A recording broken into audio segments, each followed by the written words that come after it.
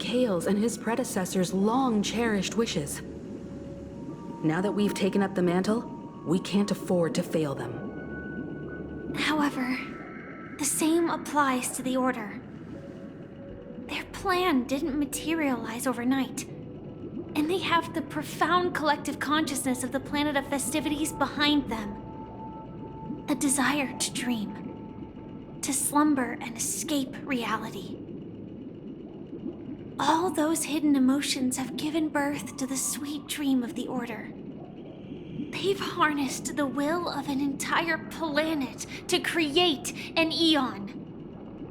This confrontation is far more complicated than a simple power struggle. To secure Penacony's future, fighting on the stage alone is not enough. What do you mean? Are you not coming with us?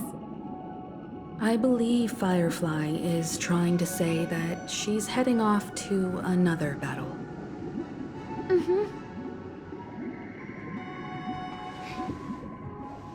Before I left, the Destiny Slave told me that this journey would bring unforgettable rewards. Even though the script he gave me only had a few lines, I couldn't ignore them. Because one of the lines said, "I'll experience death 3 times in the land of the dreams." 3 times? This can't be serious, right? The first time was a painful death when I was stabbed by the Blade of Dormancy, which led to all subsequent events. The script will always come true, but in a way that will only be revealed when that page is turned. So now I've understood the meaning of my second death. And I am prepared to face it. If all goes well, my efforts will provide crucial support for you. Only by achieving victory in this battle can we secure a future for Penacony. And only then, my third and final death won't come true in the most terrible form. The most terrible form? Does that mean... The true death, where everyone in Penacony loses themselves completely in the eternal sweet dream of the Order. We must do everything we can to prevent that. Have you made up your mind, Firefly? Yes. Otherwise, I wouldn't be here. Thank you again for your assistance for the Astral Express. May we meet again, in reality. Yeah. Farewell, everyone. May your trailblazing expedition never end.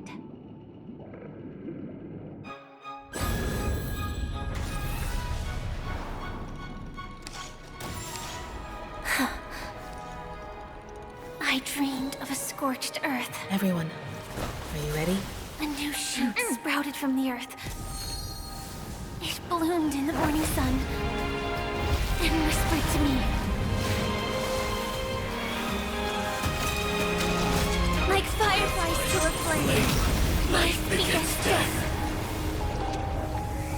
May we meet again in reality.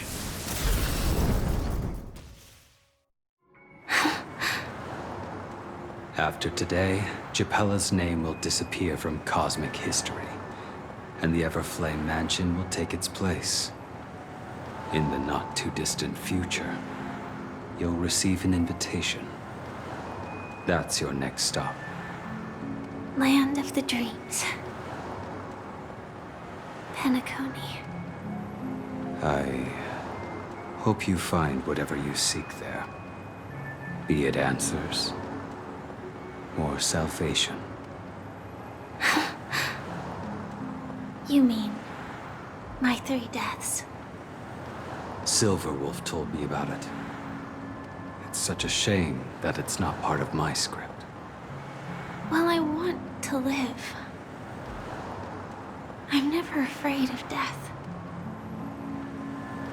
The opposite of death is eternal life, and that's something I'll never desire. People die, and I am no exception. Death is like a script, a fate that cannot be defied. But that's exactly why we have to choose where we want to rest forever. Do you exist just to perish? Are you not the same, Blade?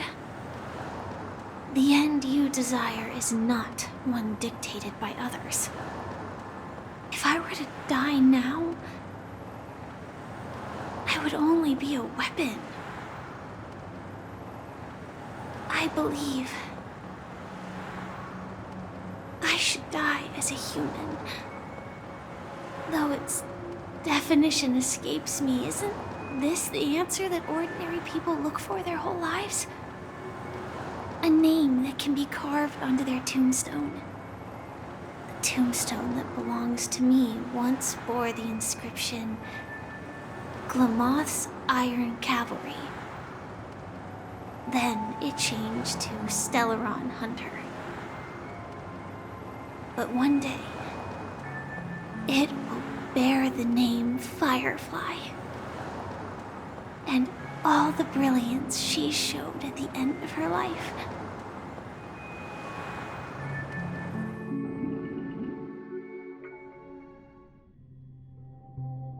That's quite unexpected, old man. Who would have thought your crazy plan would actually work? Do all you nameless fools just act on a whim? I can sense that this false sweet dream is coming to an end. The Nameless may be young, but they had the ability to achieve this goal. Just like you did in your time. It's a shame you won't be able to see it firsthand. Maybe I won't either. Once something fictional is seen through, it ceases to exist. Yeah, not just those Nameless. Even Mr. Wings is just like you. Stubborn, won't listen or give up, no matter what. Well, fate is unpredictable, I guess. If we weren't bound by those cursed paths, maybe we could have had some good talks. But in the end, we managed to do it. And now we can find solace. Remember how those idiots cursed us? They said, "Go to hell, you worthless traitors." Well, I don't know if they really meant it, but if longing for freedom means going to hell, then I'll be joining you soon, you old fool. Let's get together and have supper again in hell. Oh, I almost forgot. There's one more thing. Here's to you. A glass of hello and goodbye, Trailblazer. To the imperfect tomorrow.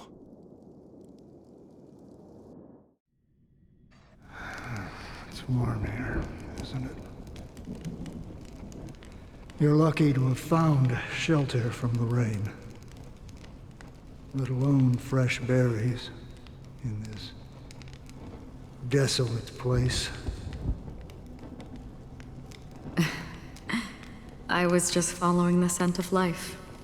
It's particularly strong in a place like this. It's a shame these berries don't have much flavor. Seriously? In case you didn't know, this fruit is pretty juicy. The only downside is that when you chew it, it becomes extremely spicy.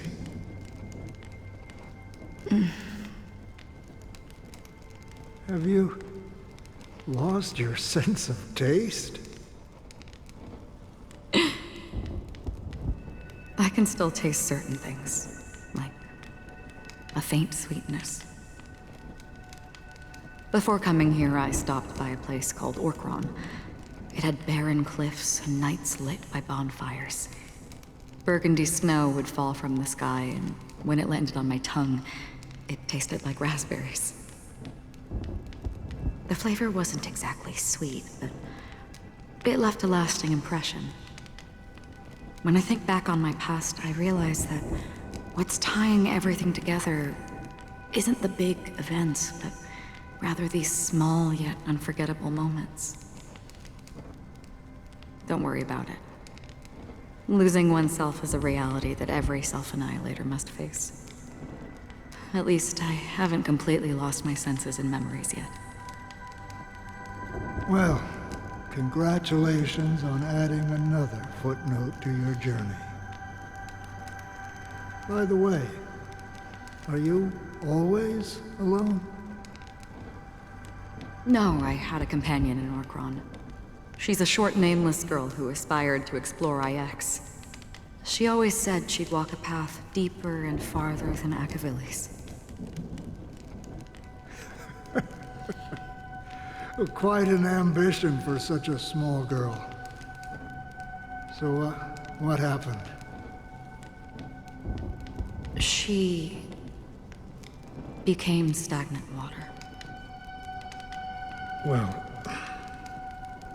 my condolences. Condolences. I don't need them. The girl left with a smile. She never regretted her choice and most definitely wanted me to say goodbye with a smile. So, that's what I did. That's proof that you're grieving for her. Or perhaps I'm just afraid. Afraid? I rarely sense that emotion from you. What do you fear? I'm afraid I'll forget the 30 days I spent with her, just like all the other days in my life. Most of them have already washed away with the rain, disappearing into an unseen realm. I fear that those vivid red memories will fade away too. There isn't much color left. And besides this faint, warm red, there's almost nothing. Hard to imagine. A ranger accustomed to bloodshed, destruction, and chaos finding warmth in the red color. Because I have experienced this warmth many times. Long ago, I promised someone that I'd bring it to more people.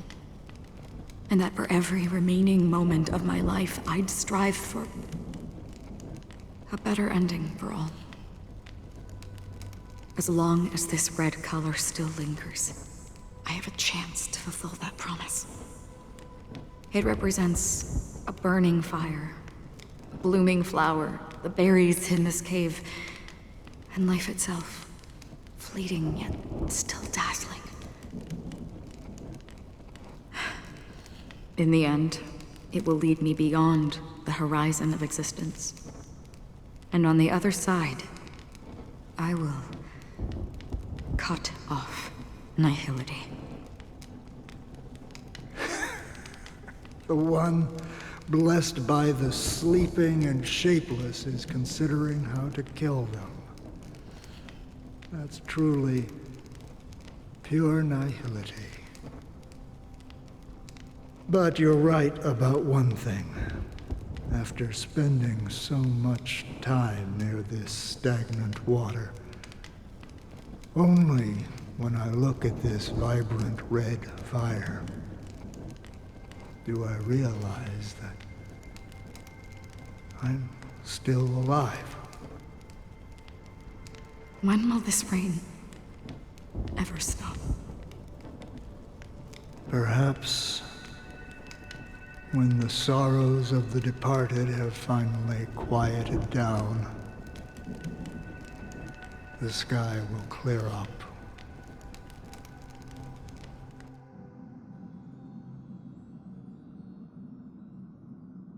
Have you heard of a planet named Biaris